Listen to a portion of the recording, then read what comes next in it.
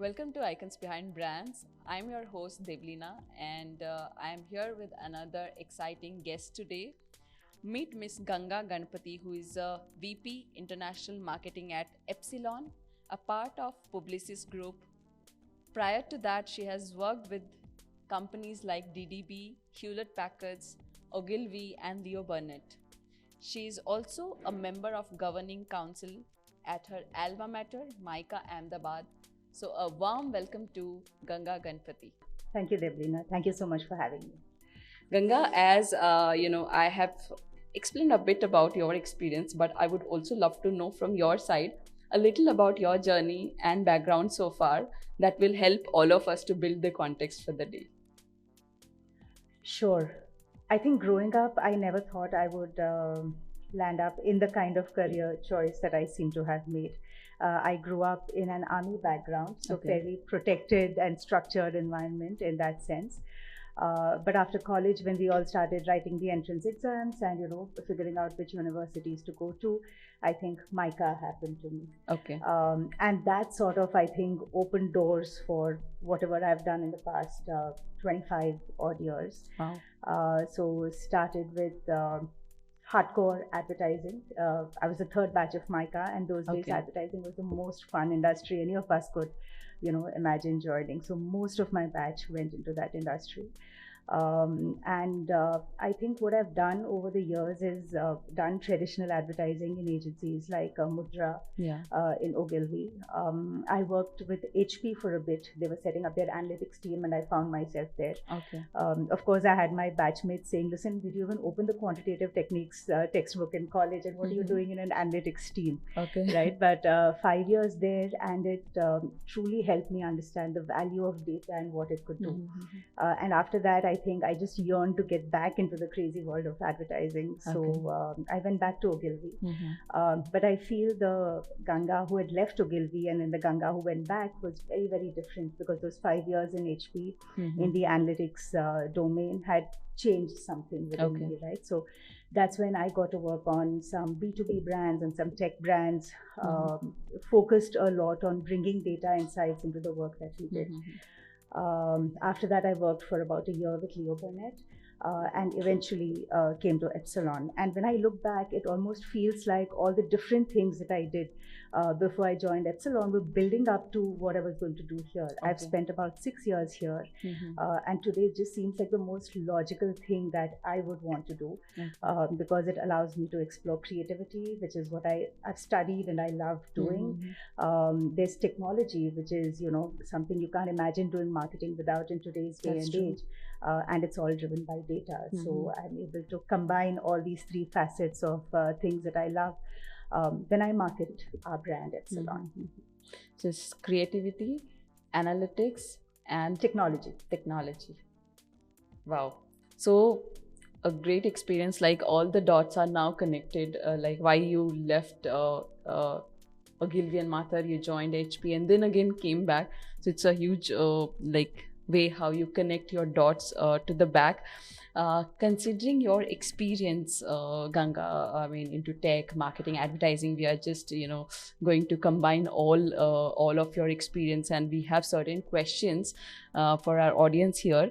So how do you approach marketing to the millennials and Gen Z's audiences, considering their unique preferences and behavior? So I feel connecting with the millennials and Gen Zs are something which every marketers wish for. So what is your approach towards that? Let me answer that in two ways, right? One is how do I as a marketer reach out to this audience? And two, how do clients who buy our platforms, how are they able to do better marketing because of what our platform does? So let me take the first one. Gen Z, millennials are today either decision makers or at least influencers in the technology platforms, the digital platforms that companies are buying, right? And it's so important to remember that when a person is at work, and since this is B2B marketing, they're no different from what they might be outside, right? So if you look at this audience, I think for Gen Z, it's about 49%. For the millennials, it might be about 22-23%. A lot of their decision making about which brands to engage with happens online, even before the brand makes first contact with it. Right. So if this is true of their personal lives and how they invest in brands, why should it be any different in the B2B marketing scenario? Right. So I believe that the way we talk to people, even in the B2B world, should be as creative, as engaging as it would be if I was selling a B2C brand. Right. So keeping that in mind, it's important to ensure that you are present online. There's enough information about you for your audience to learn and want to be able to meet you, so that when they eventually meet our brand, it's not a question of I don't know who you are, but we've already set ourselves up as an aspirational brand that they would want to learn more about, that they believe might help in their journey to success. Right. One of the things I've learned at Epsilon, and somewhere I seem to be able to apply it over so many different aspects of what I do, is a concept called value-led marketing. Right. It's extremely important that when you're talking to, say, a prospect, especially in the B2B world, to engage with your brand or buy your products, they need to see the value that they're going to get from it, right? So this is the business KPIs that they would need. So it means, are they getting ROI on their marketing investments? Are they getting enough of their customers coming back? Are they engaging them well? But on the other hand, it's also important for me to show them that not only will they succeed, but their customers will also succeed because of this marketing decision that they've made, right? So there has to be value to the customer or the brand that's buying us, and there has to be value that they are able to provide to their customers. And Epsilon as a brand, I believe, is almost that invisible force that sits in between the brand and the customer. Right? So as the brand and the customer get more and more engaged, as they understand each other, far better, Epsilon is that secret sauce that's making all of this happen. Right. So that is my mindset when I think of how to engage with people who will make a decision to let our brand into their company. Of course, B2B marketing is complicated because it's never a one-person decision. Right. But the big learning I've had is to stop thinking of B2B marketing as selling to teams, because even those teams are made up of human beings, right? So whether you're in procurement, legal, IT, marketing, digital, wherever you're sitting, I need to make sure that my brand connects to each of those human beings, and only then will a collective decision get made well. Right. So that's the first part. The second part is how do our platforms help our customers engage with their consumers better? Right. Today, and all of you would know this based on how you engage with brands, it's so important for each person to feel special and unique. Right. One of my favorite concepts is to think of how every brand today has millions of markets of one person each. Because each person is unique, each person is different. That's true. Right? So when you're able to deploy data on technology that helps you bring this to life, you're able to make each person feel recognized, feel seen. And that is the success that you want to drive with marketing, right? So segment-driven marketing is completely out. Personalization is important, and technology that enables you to do that easily is really the need of the hour. True. So that was enlightening, Ganga. I mean, when it comes to B2B and B2C marketing, there is always, resistance to what the B2B is always, kept in mind that this is for the teams and this is for the organizations. And that's the reason, I mean, there is no much, entertainment and creativity. Right? Exactly. Yeah, and the joy is missing. The magic is missing here. And you said it very, clearly that they are also human beings. And when you engage your customers with the same joy, how you do it in the B2C, it's different. It's always going to connect with your team members, because the decision makers is ultimately a human being, and that's how you connect better with them. And as you said that the secret sauce is extremely important, because that's the game changer of every recipe. That's the reason that is a secret. That's such a nice way to say it. Yeah. Okay, so amazing one. So you spoke about customers as they're the influencers, they're the decision makers, and it's also important what they do in their daily life. So customers' journey is extremely important for any marketer to know. Okay, so can you throw some light on this part, that as the customer's journey is going, increasingly complex these days? I mean, it's the time of personalization, customization, as every customer is different. It's complex. How do you map and optimize the customer's journey in modern marketing technique to drive conversion and loyalty at the same time? I think before you talk of conversion and loyalty, and of course that's important, but that really comes so much later in the journey, right? It's so much more important to create a sense of empathy and understanding for the brand in the consumer's mind, right? So just like you do traditional marketing, it's critical that you do the right things to create awareness, you do the right things to create brand love. Right. And only once that happens, then you get into saying, okay, now how do I convert this to sales? Sales is crucial because finally that is the ROI of the investment that you're making, right? But you can't have an either or mindset. Both have to really coexist. And in today's world, technology allows that. Right, so the customer journey really begins with understanding who it is that you're selling to. It may start off with a very broad brushstroke of segments of audiences, right? But if done right, today's communication allows you to very quickly begin to identify each single person. There's identity technology, really, right? That's so crucial today for different marketing platforms to be integrated with. So what this does is helps you understand each person. I may not know personal details, or any self-respecting company will mask all of that so that privacy is maintained. But it's possible to recognize an individual based on their ID and track their journeys, right? Without again impinging on their privacy. So right from the kind of content that's being consumed, the kind of things that they might be buying, how they engage with you on your platforms, and I'm wearing this, saying this as a marketer, it's possible to track people's journeys and identify when might be the right time to serve content that will make them convert and buy. The right time, identification of the right time. Yes. So being available or being present on the right device at the right time with the right message is the most crucial part of being able to do this. Right. And of course, if you've got the right sort of technology in place, you will be able to serve them meaningful content at the right time. Right. So here the technology is playing a very, very crucial role to understand the customer's journey and to serve them with what they need at that particular point of time. Yes. And that's called the right content, and that's how we serve them, right? Extremely important point which you pointed out here, before the conversions and loyalty, it's very important for the customer to love the brand, because it's again ultimately a human to human connection. So brands, if they behave like how humans behave with their relationship, and it is the same relationship which is in the middle of customers and the brands, right? Yeah. And just to complete your thought, right, once somebody has bought from you, for a marketer it's extremely important to be able to recognize this person the next time. Okay. What happens very often today is once somebody buys from you, you possibly go back to treating that customer as someone that you need to acquire again.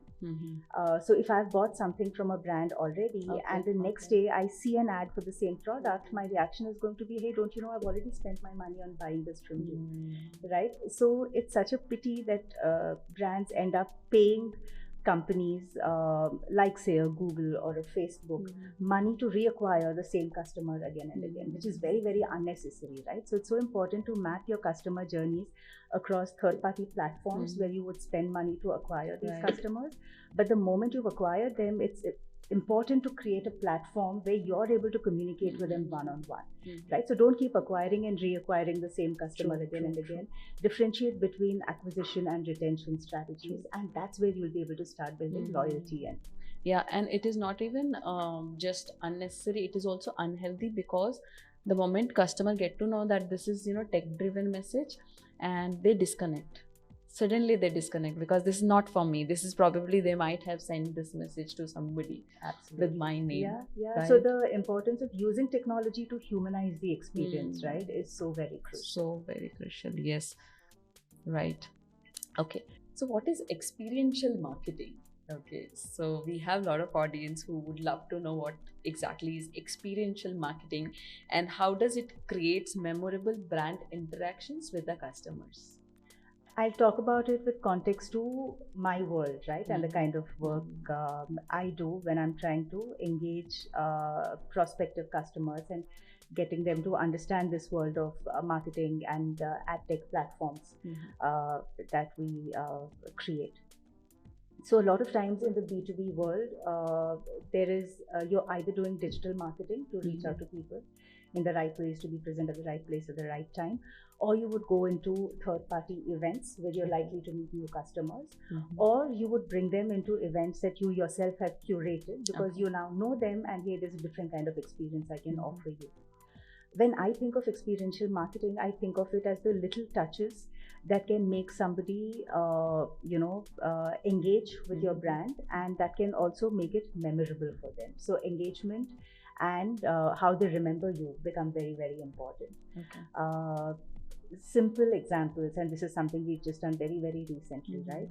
If you're at a conference, typically B2B marketers would set up stalls, Yes. right? And you expect people to come there, pick up your brochure, engage a little bit with you, and hopefully get in touch with you later. Get back to you. But at a conference like this, if you're able to do something small, so recently in Australia, we sponsored the coffee carts at a conference that the Australian Loyalty Association was running.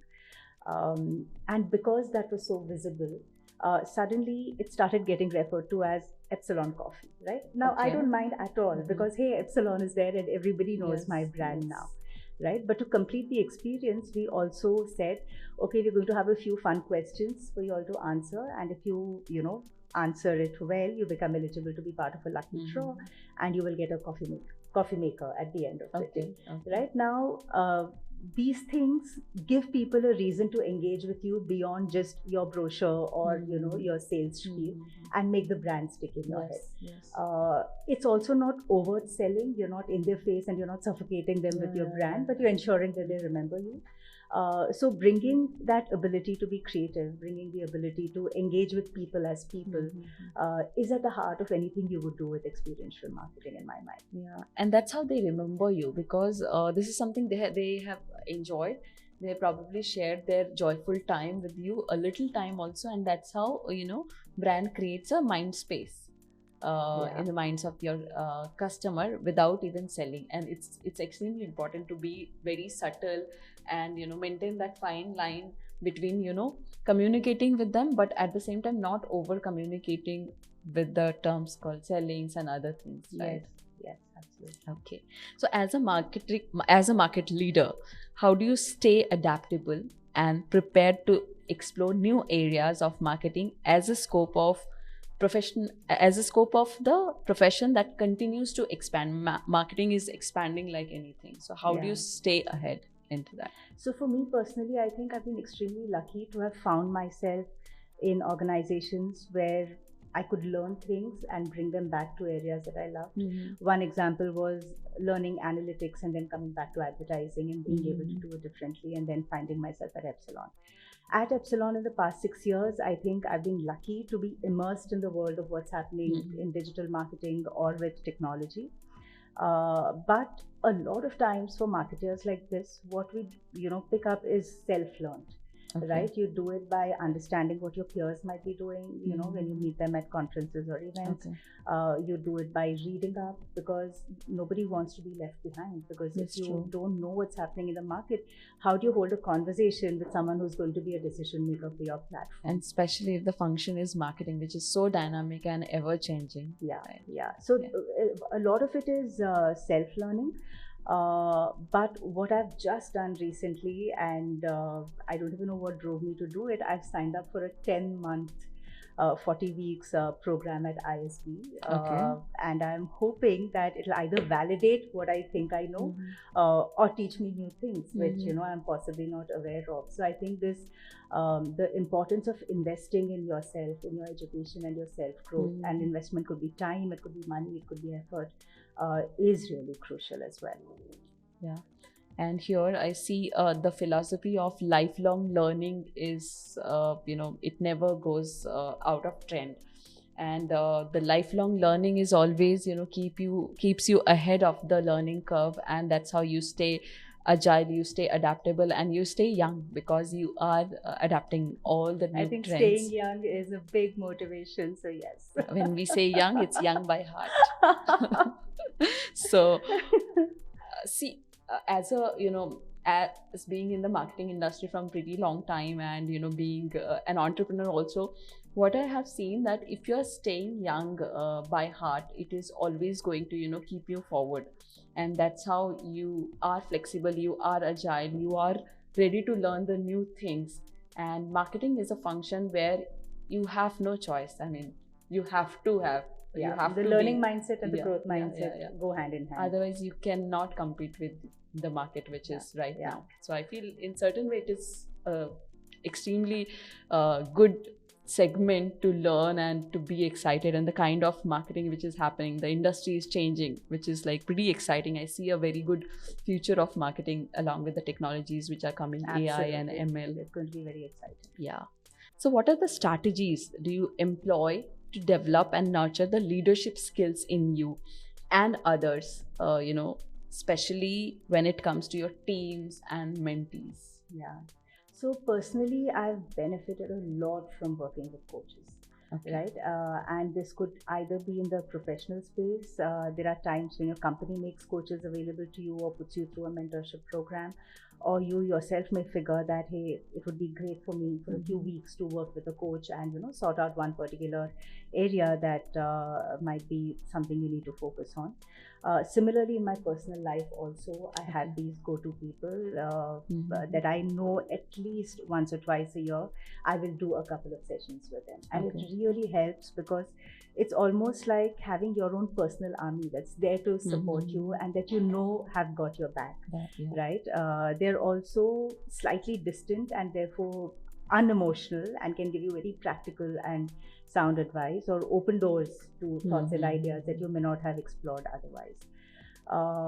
In terms of mentoring, I like to do it with people. I don't do a lot of it, but anytime someone asks, I'm always happy to. Right. So there have been a few cases in office where someone would have reached out and said, would you mentor me? And my first reaction is always, oh my God, what will I be able to, do to help you? Because we are so different in terms of the areas we work in or the kind of people we are. But at the end of the day, I feel it's just about interactions, right? And I worked with somebody recently. Our worlds are completely different. But just having a conversation once a week, right, with no expectations, saying, let's just see where this goes, I think was fantastic for him as well as me. For him, I hope. For me, it definitely was. And that's how I sort of take this, from my perspective. In terms of my team, I feel you do enough to check on whether a person has the right sort of skills, right sort of attitudes when you're doing the interview itself. And therefore, once they join in, it's so important to keep in mind what made you ask them to join your team, right? And then respect the capabilities and skills that you've hired them for. So it's extremely important, I think, for people to feel empowered, to feel like they have a purpose and that's the reason they are in the team. And because of this, I don't micromanage at all. I think I don't even know how to micromanage. But having faith and confidence that, hey, when all of us are working together, we're all working towards the same purpose. It's, it is going to be good for all of us at the end of the day. So it's a very human sort of approach that all of us in my team really take. So here I see, empowering the team and empowering individual, that makes them feel accountable for your work, and that also makes them feel inclusive towards the work culture and towards you, and that creates a beautiful harmony, and that's how you work towards the common goal. So the basics formula of life are same, and the same thing which we implement to the team and to us as well. And in line to your previous answer and this answer, the common thing is like lifelong learning, and then have a army which can give you a feedback and give them the privilege, and give them the privilege to give you a feedback and ready to accept that. And one more thing which you have highlighted, I really like that. Keep your army, which are not emotionally biased on you. That emotional aspect should be in the side, and be ready to accept whatever is coming from them. And that is something which either you accept or not, but that is something which is going to take you a long way. Yes. Wow. Amazing. So with this, now we will be moving towards a section called rapid fire round. Rapid fire round is something which is going to help our viewers to understand you as a person a little more. And the rules are, you need to answer in one word, or maybe as minimum as possible, because I have 1 or 2 questions where you might have to answer in 2-3 words possibly. Okay. So shall we start? We are good to go, right? Okay. So Ganga, what is your favorite age so far? 40 and beyond. Okay. That's when you realize a lot of things. What is your favorite work memory? In my first job, when I was barely a year old, the dot-com boom happened and people were leaving in droves. Okay. I remember going to my branch manager, and in hindsight, I don't even know how I did it, and saying, listen, I'm feeling really bad that everyone's leaving. I can promise you I'm not going to leave, so you can count on me. Wow. And he took that with a straight face and, of course, patted me on my back and all of that. But in hindsight, I think of how did that young person have the courage to go and do something like that? But I think more than what I said, it's the reaction I got that is so heartwarming and is really special to me even today. It's emotional also, right now from from an entrepreneur side, if I see the same kind of situation, so I'm sure more than you, the other person who was sitting in the other side, he would have a favorite work memory about this, I'm sure. What has changed the most since you have started working here? I think COVID changed everything. We are now, on a return to office mode, and it's beautiful to see everything that we missed for the past 3 years getting rebuilt and getting reconstructed. So that's heartwarming. Yeah. And the value is more, I mean, previously how we might have, done the handshakes and the hugs. This is different. Yes. After COVID. Yes. What advice would you give an employee on their first day of work? Don't be afraid to fail, and don't be in a hurry to succeed. So it's for everyone. If you could not work in this industry, what profession would you pursue? I would have been an army officer, or I would have been a planter growing coffee in Coorg. Oh. See, that's pretty interesting to know the other side of yours. When are you most productive? Just before a crucial deadline. That drives me as well. When there is a pressure, there is a deadline, I am like most productive that time. What would you change about yourself if given a chance? Nothing. Love that. What advice would you give to your younger self? Respect your body. It's the only asset you have, the only asset you really need. Keep your girlfriends close. They're going to be a fountain of wisdom and strength as you grow older.